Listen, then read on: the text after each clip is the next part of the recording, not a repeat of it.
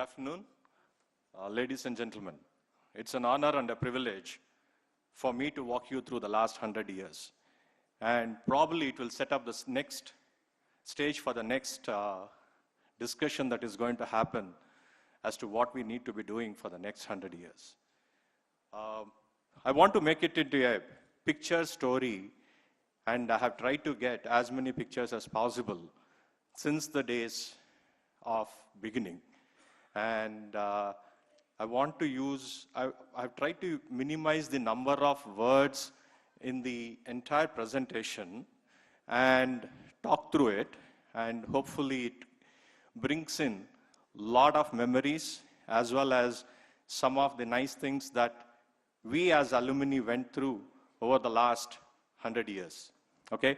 And whenever I say and I use the usage of I or me, I'm actually speaking on behalf of many of you.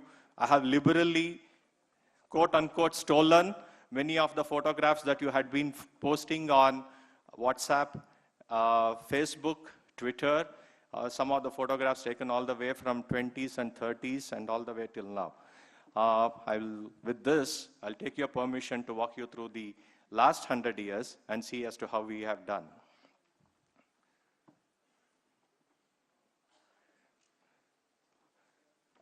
Where should I point my, okay. So the genesis, okay. How did it all start? Now I'm not even talking about the 1917 or 1913 when the college started. I'm going all the way back now to 1880. 1878 to 1882 was when the South India went through severe famine. And that was when His Highness Nalvadi Krishnaraja Vadayar, after coming out of that famine, he said, my people will never again go through this challenge. I want to make sure that this state and the people of my state will never face this challenge. So there were two things that he focused on. One was irrigation. The other one was railways, okay? And that,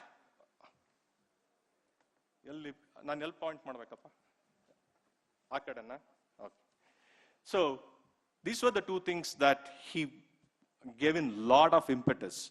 And this meant this needed a lot of engineering capability, both from the railway standpoint that was happening in the Mysore state, as well as all the irrigation works that were happening.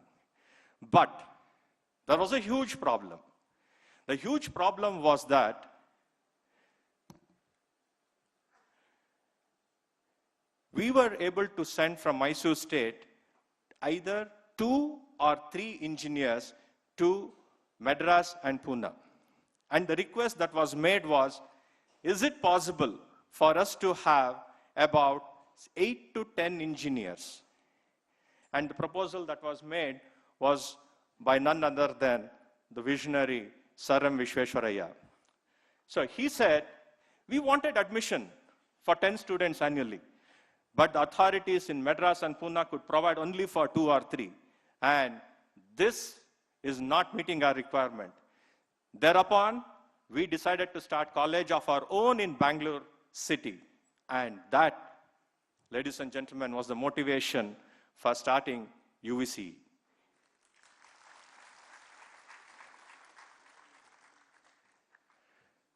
We also made sure that one of the greatest pioneers come as the superintendent. Subbai Shetty, who is again a Mysorean, who did his apprenticeship in AVRO, or the AVRO as it was called later, one of the pioneers in both as an aviator and a pilot, okay? He was convinced by Visvesvaraya to come and act as a superintendent when it was still called as a college of, it was called a School of Engineering. No wonder the person who was credited to be the first person to have designed with his bare hands the Avro engine was the superintendent to inspire many of the people to go on to do some wonderful things in the space of aeronautics and space. So, S.V. Subbashetty, after he did this, in 1918, 1917, the college started. But the key thing that we all need to remember is the kind of emotional feedback or the words that His Highness Krishnaraj Vadiyar said. I'm going to read this out. I feel that I should acknowledge on this public occasion a debt of gratitude from myself and my people to Sir M. Visvesvaraya, the Diwan of my state. It was chiefly his patriotism, his enthusiasm, and his unflinching advocacy which converted what was once little more than a dream of the future into a living creation. And his name will always be remembered, above all others, as the man to whom our university owes its beginning. So this, ladies and gentlemen, was the words that he used, especially looking at the start of the College of Engineering, right? Because university had always been there. And the 1918 convocation, he made these remarks because we were able to start the 5th engineering institution in the country. It was not easy. It was not at all easy. But the person who put the plans was none other than Visvesvaraya. So he was able to convince rank and file within the British Empire, His Highness, to Nalvadi Krishnaraja Vadiyar to invest and get things moving. And he had syllabus ready within, and with the help of the professor Rangachar, as well as the superintendent S.V. Shetty, they had the whole syllabus ready in less than 3 months for the first batch that was taking up classes in 1917. So this has not changed much, okay? So if you see, this was our beginning. 1917 was when the building came up. The mechanical engineering block was once housed to some of the things that, as a tram house, some of them were being used as horse stables, and the engineering, the drawing house that many of us still used were in 1917 to 1920 were part and parcel that was being used for some of the tram activities that was being planned. So with that, when they started both the civil engineering as well as the mechanical engineering, there was some fantastic things that started happening. The people who passed out first from the first batch were directly drafted into building Krishnaraj Sagar Dam. So many of the first batches that came out were on the Krishnaraj Sagar Dam. 1924 was when it was offered to the state as the fully functional dam. The second one was in the railways. This was with the electrical engineering coming up in the 1924. Shivana Samudra hydroelectric plant was where we ended up having many of the engineers going. There's a very interesting story. Electrical engineering in India started first at UVCE, or the College of Engineering. The challenge was when there were a lot of difficulties and hurdles that were faced when hydroelectric plant was being set up. And one of the things that was said was, oh, we have to get electrical engineers all the way from England to start running this because there's no college that is offering electrical engineering. So no wonder Sir M. Visvesvaraya said, I don't want to import anything. If it is the case, we'll start electrical engineering here. So that was how electrical engineering started in 1924, to say that we will be self-sufficient in every way that the state needs. And the first batch that walked out of this, I incidentally went out and not only worked in Shivanasamudra, but also went on to work for British Empire, British Madras Engineering Services in Pune and so on, and many of the electrical works that happened across the country. Again, I'm taking the liberty of calling myself 1930. You have to bear with me. So we were no different. I'm just going to give you some of the anecdotes as well as show some of the pictures that I was able to get. So one of the anecdotes was in terms of, in 1936, was H. Sitaramaya's anecdote, is that he was given a very tough mathematics paper. And the entire class was not sure where to read this question paper from. So then the professor, realizing this, smiled and said, call the assistant professor to come onto the classroom and ask them to ask the students to be supervised. And the assistant professor was a lot more benevolent. He smiled at them and went out. Suddenly, the strength of 35 students or 40 students who were there all came up in unison and said, all for one and one for all. So there was this mass discussion that happened, and it has not changed since then. So there was a lot of cooperation to get the question paper solved, and everybody ended up presenting it. The beauty of the thing is, it was the encouragement that was given to make sure that you understand the problem and how to solve it. I think that was the key thing that H. Sitaramaya still remembers in the 1930s when he went through the college. By the way, the people who passed out, and I'm sure that some of the folks who are sitting here, I took the liberty of quoting some of you here, their fathers and grandfathers who actually passed out in 1930s were actually worked on construction of Puttanchetti town hall here.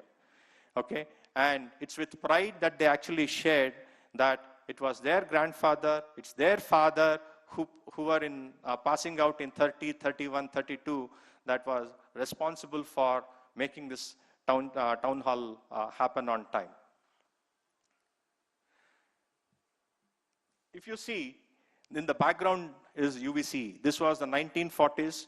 We were gripped in the Quit India movement and the freedom struggle, and UVCE is in the backdrop, the Quit India movement that is happening. Incidentally, not many things have changed from the processions that have been happening around the KR circle.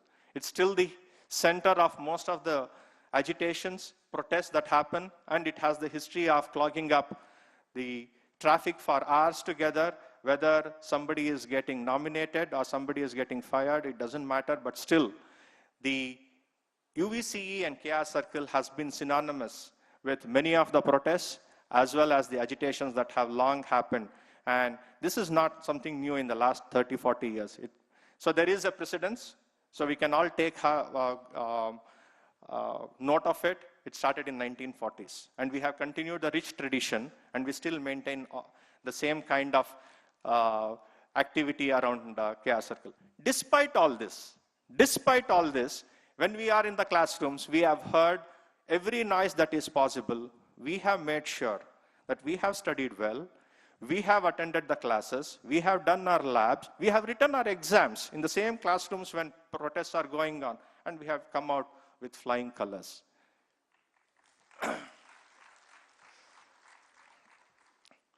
So, the pre-independence last batch, the EEE batch that passed out, this was the hostel day that they were celebrating, and we had the privilege of quite a few from 1940s batch who have attended and been here today. And just to walk you through some of the other part and the few of the other photographs is the 1955 civil batch. If you see the background, it has not changed at all. The reason I brought in the 1955 civil batch was between the 50s and the 55 batch civil engineering that was passing out, most of them had practicals right at their doorstep, which was Vidhan Sauda. So Vidhan Sauda, as it was coming up, I don't know how many colleges can speak of having worked at their doorstep for one of the biggest programs as part of their internships or even as part of their many of the subjects that they were being taught. Go to the site, we will learn there and come back.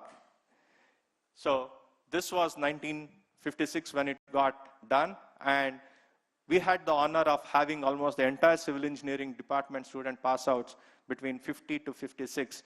at one point or the other having worked on Vidhan Soda construction. This was the hostel block, hostel day that was getting celebrated. This was the early 60s part of it. If you see, the hostel day was such a big thing. We had the vice president at that point of time, B.D. Jatti coming in, Gokak, and so on. So you had the whole faculty and the student representatives sitting here and celebrating the hostel day.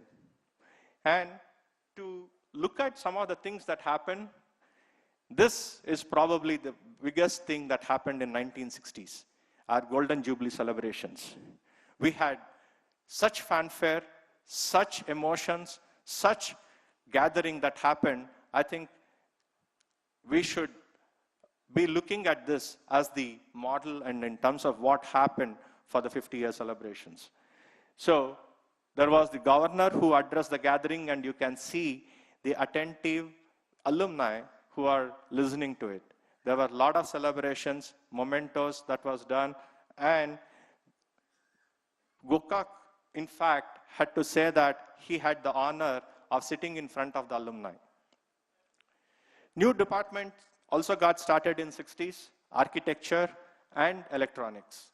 And I think the first batch of electronics, some of you are here, and architecture, if you are, see here on the left side, was the first batch that we ended up having. Architecture, incidentally, did not have a syllabus drafted when the course started. And when this was discussed, the civil engineering professor who was there said, in next 4 weeks, in a month's time, we will make sure that the syllabus that needs to be there for architecture is going to be there. And that's the vision and that's the commitment that made these departments what they are today. So, can I go back? I think there's one more picture I think I might have missed. Yeah. In 1960s were also the first time that we had 2 ladies coming into the engineering stream.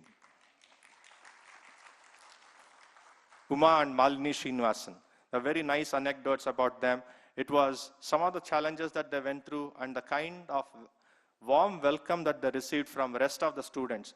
1966 batch, if any of the folks who are there, you can fondly remember all the things that happened and how you were able to get through, because this was completely unheard of. They did not have sufficient support from the family, and they were very worried when coming into this. And when they actually went through, and some of the folks have made big in their fields, and it's a tribute that this college was one of the first to have women engineers coming out of the country.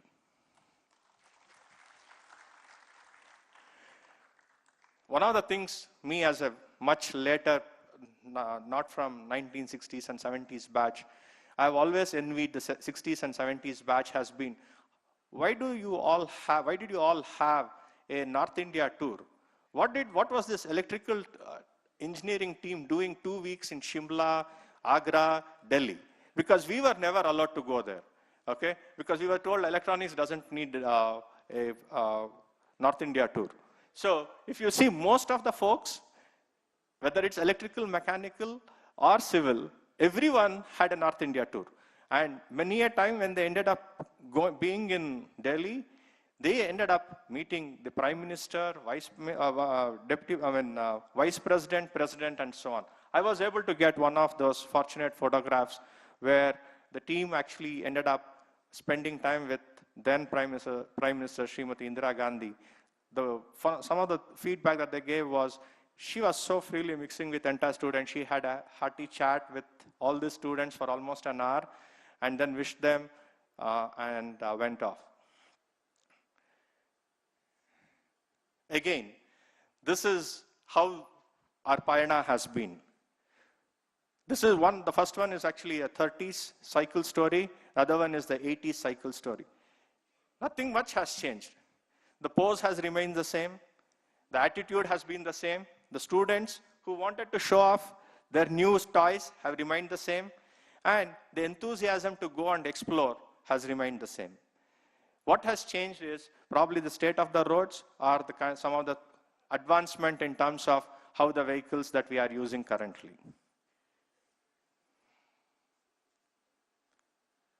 So again, this is some of the things that I kept on referring to having stolen from the WhatsApp and Twitter that was happening as late as 11 o'clock last night.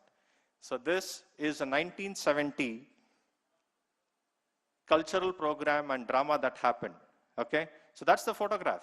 So we had very strong cultural activities that was happening all the way from 50s, but I was lucky enough to find a 70s photograph. And this is from 90. This is our batch, and we were the ones who did the Bhangra. And if you see, 2009 batch. So we still have a very strong cultural as well as artistic tendencies, and we continue to have. The Payana continues and remains vibrant. This is the 59 electrical batch, and as they were passing out, and then we have the convocation batch. So the Payana, from a journey standpoint, how we have all come together when we are graduating out, still continues. Not much different. If you see, there is not much difference from the drawing boards that we used in 40s and the drawing boards that we have been using in the 90s and 2000s.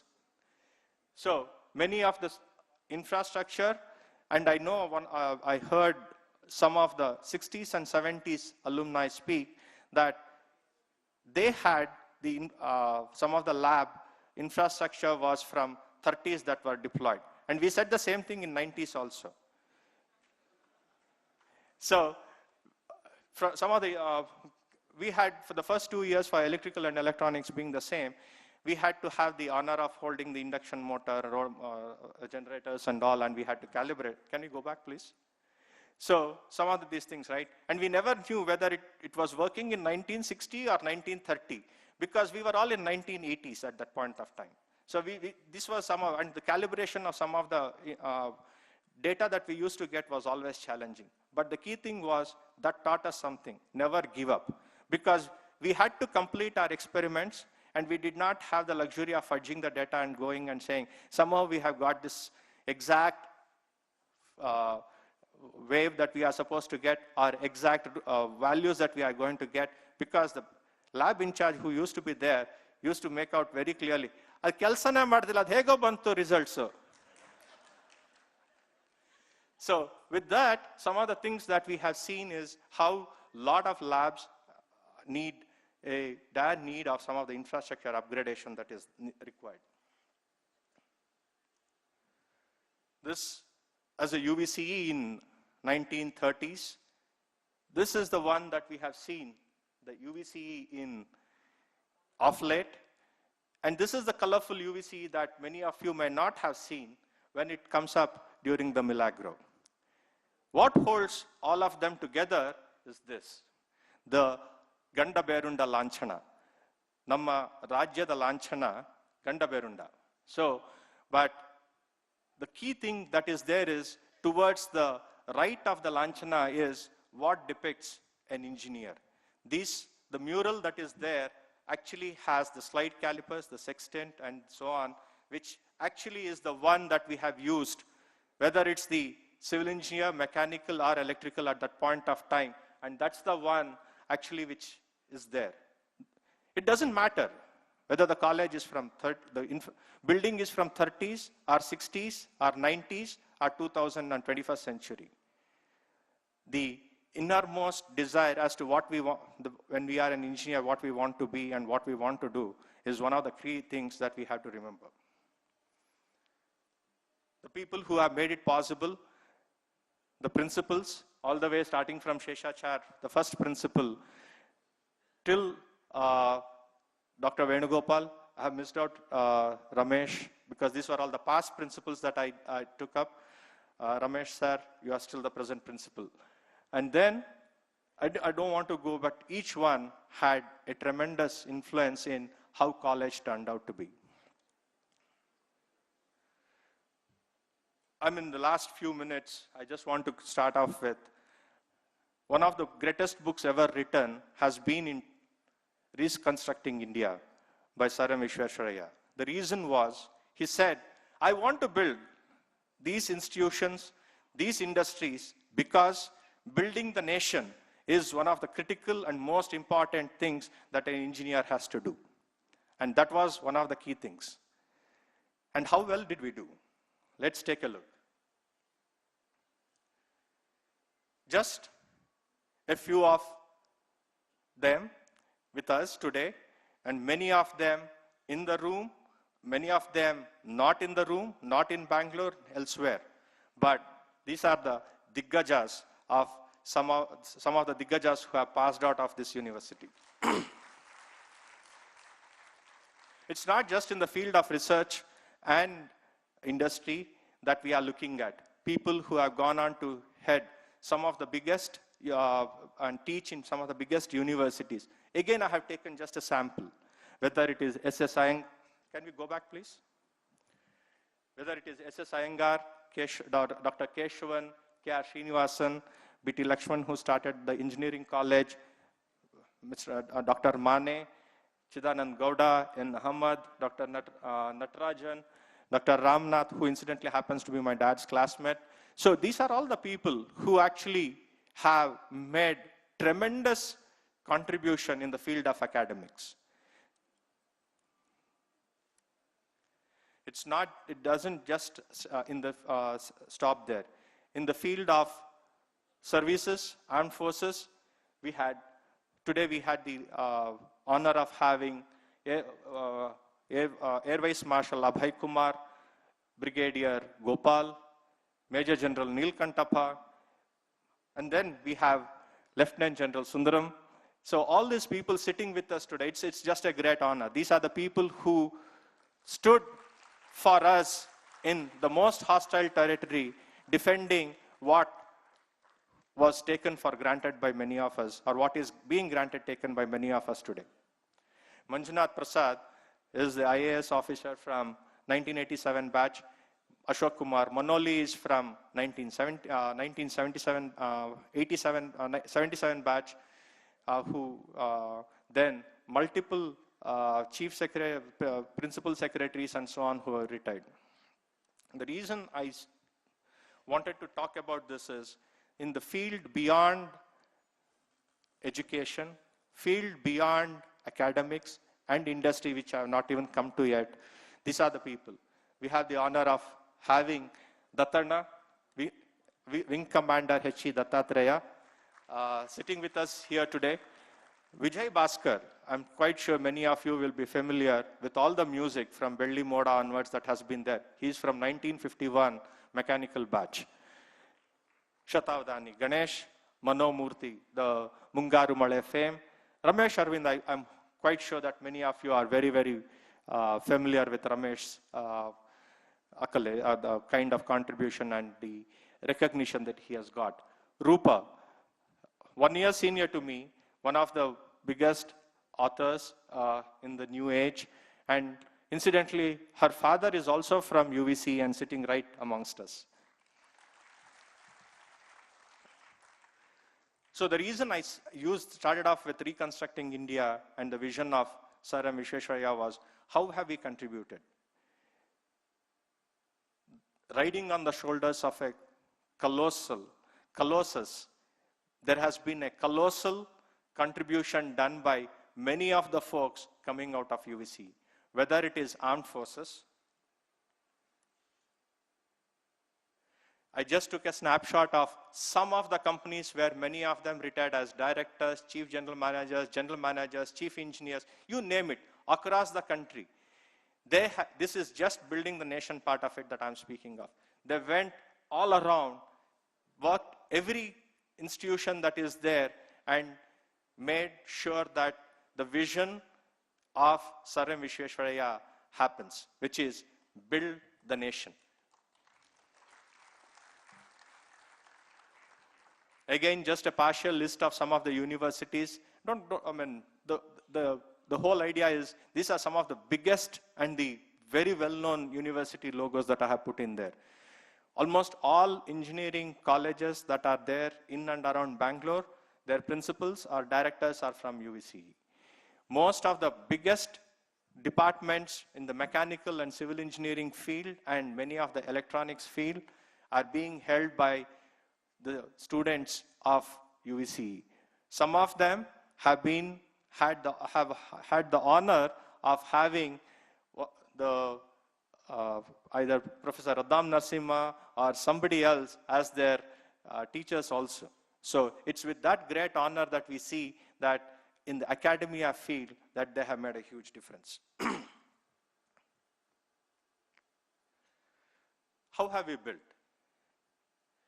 Whether it's the biggest of the dams, thermal power plants, atomic energy related activities, launching of satellites, or it can be missiles that we are talking about, the thermal power plants, or it can be some of the iconic buildings and the biggest of the constructions that happen, or even for that matter, some of the aircrafts and the aeronautical engineering that has happened. These are just the tip of the iceberg in terms of what the UVCEians have done as part of building the nation.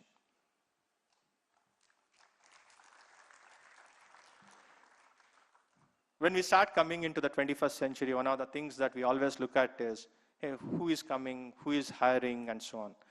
The who's who of the industry. It's not just, I did not, if you notice, I did not use the word IT industry. Who's who of the industry come here, come to UVC to hire people. And these are all at the campus recruitments that are happening. Some data point associated with it. For 425 students, we ended up having over 1,000 offers, despite all the infrastructure challenges that we had to go through. This was as of 2 years ago. This speaks volumes about the commitment of the students.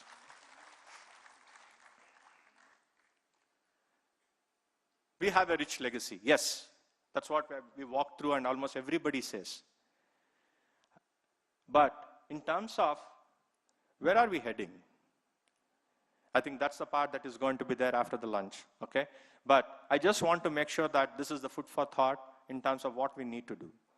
Because we don't have enough teaching staff, we don't have the right infrastructure. Some of the brightest students when at one point of time we said, this is the best, one of the best engineering colleges in the country. Two, I'll just share the number, what it is trending today. What is it that we need to do?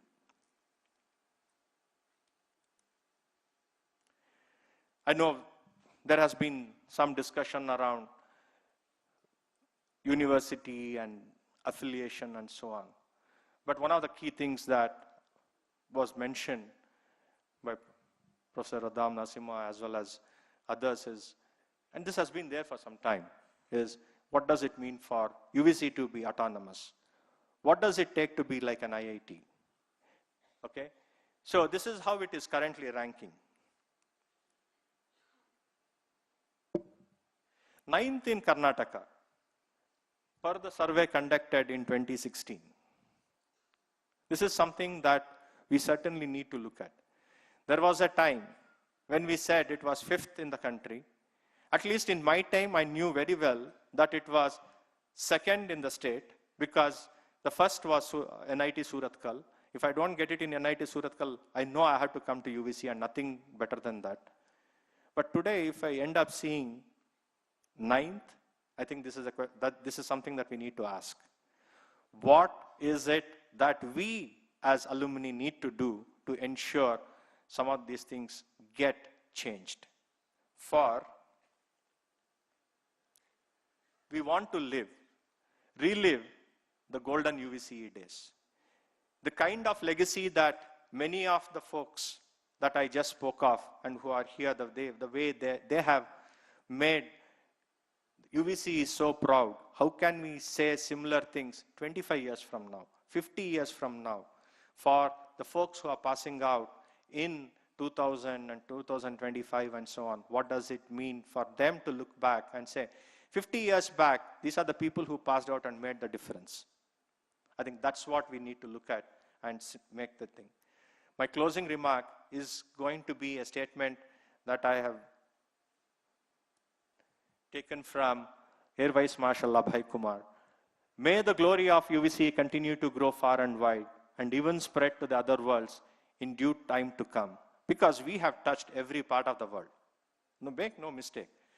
From Antarctica to Arctic, you have an UVCEian. Okay? It's just, and by the way, we are there in almost all parts of the space part of it also.